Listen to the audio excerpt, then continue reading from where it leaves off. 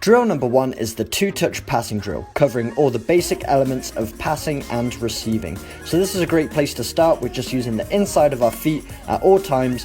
One to play the ball along the ground, then as it rebounds off of the wall, we're alternating our feet to control the ball with the inside of our opposite foot. Working on that weight of pass, rolling it nice and easy, clean first touch to set us up for our second touch, which is to pass the ball once again.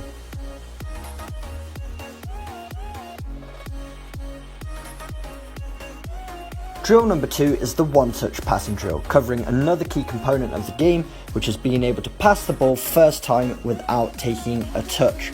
You'll see at the top level, a lot of the professionals are taking 1 or 2 touches maximum, but it allows you to increase your speed of play if you're able to pass the ball first time.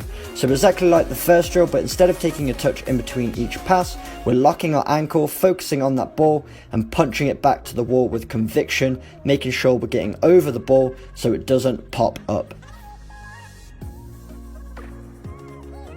Drill 3 is the sole control, working on receiving the ball with the underside of the foot.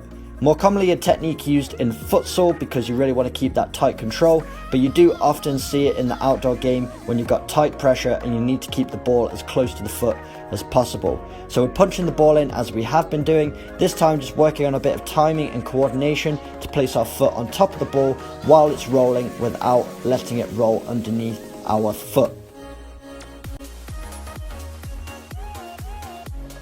Drill number 4 is the sole roll pass. Very similar to the sole control, but this time instead of rolling the ball out in front of us and then passing the ball, we're rolling it across our body. So this is a good alternative if there's a defender rushing in at full speed. You can simply roll the ball past them and make your next move. It's a great one from getting out of pressure.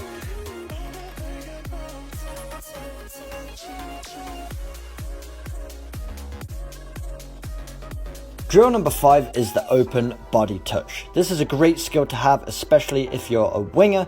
Receiving the ball with your first touch and taking it down the line, it's just going to set you up and give you a time and speed advantage.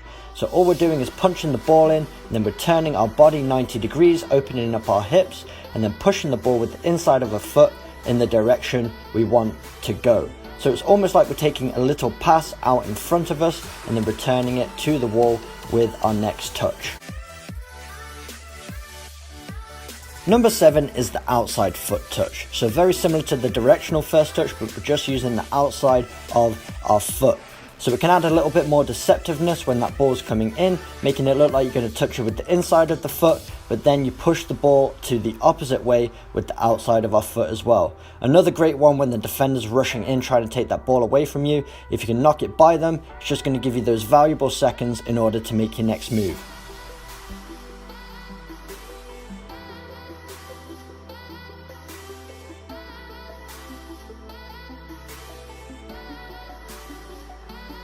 Number 8 is the Cruyff touch, another directional one, but this time adding even more deceptiveness. So you're coming in and making it look like you're going to receive that ball with the inside of your foot, but then you hook it behind your standing leg. So again, you're using the inside of the foot to make that directional first touch, but you're planting one leg down to disguise it and protect the ball.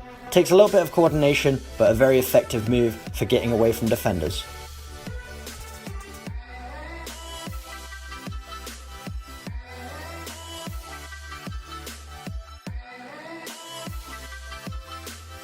Number 9 is the inside turn. So we're adding a different dynamic to our drills now. So what we've done is we've put the cone behind us to act like it's a defender.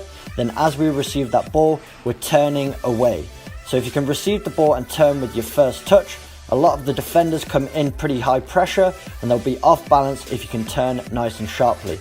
So we're using the inside of our foot to wrap it around the ball and take the ball to either side.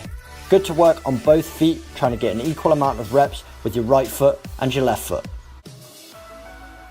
Drill 11 is 1-2s, a really good drill for working on those combination plays in tight areas. So what we're doing is playing the ball off the wall at an angle, continuing our run and receiving the ball on the opposite side.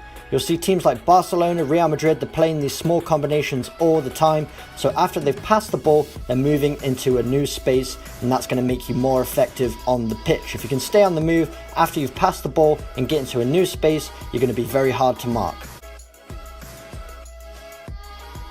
Drill 12 is weighted passes, so we're punching that ball into the wall nice and firm, and then we're following after it, and then followed by another first time pass immediately after.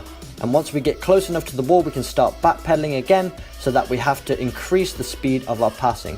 So we're continually adjusting to the weight of the ball, having to soften it as we get close to the wall, and having to increase the speed of the pass as we get further away.